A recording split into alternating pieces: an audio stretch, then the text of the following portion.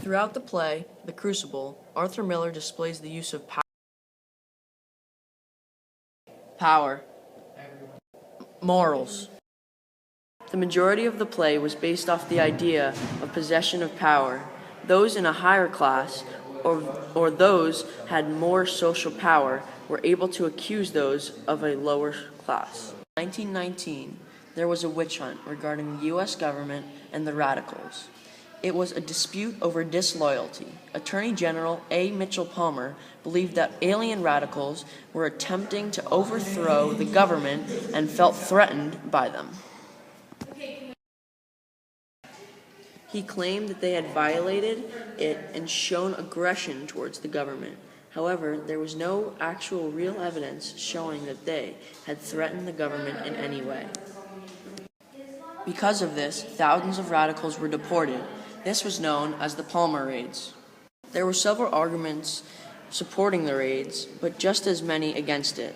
While going forth with the raids, Palmer used the Immigration Act in defense of what he was doing. And social themes.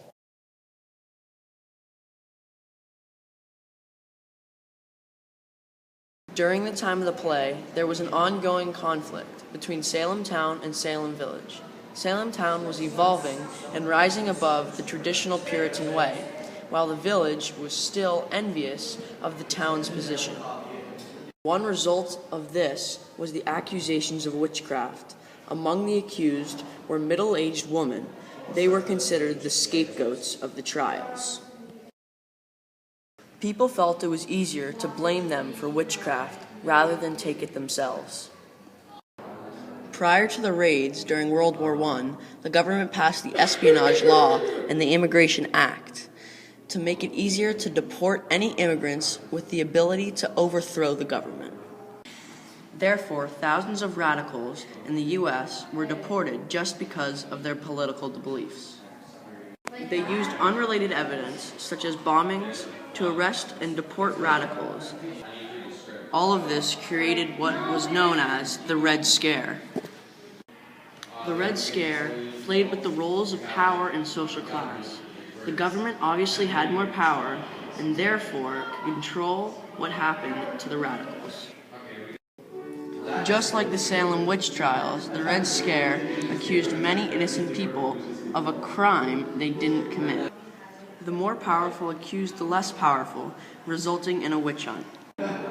The Red Scare is an example of a witch hunt because people were accused of actions they weren't responsible for, with unrelated evidence.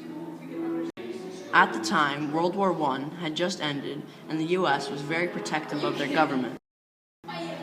They believed that the radicals were threatening them and used the Immigration Act as an excuse to deport them. The social theme of power surfaced since the government clearly had more power over the communists. Being in a foreign country, the radicals were at a disadvantage and were in the hands of the government. The Reds were the scapegoats in the situation, since they were being accused of something that they did not do.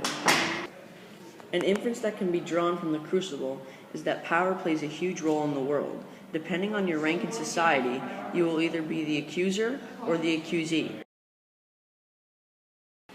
In the Crucible, those of a higher social class had the ability to accuse those of a lower class, such as Tituba, of witchcraft. Even if this was not in fact true, the accuser was considered more powerful and important, while the accused was seen as an easy target. Today's society is still similar to the society in the Crucible.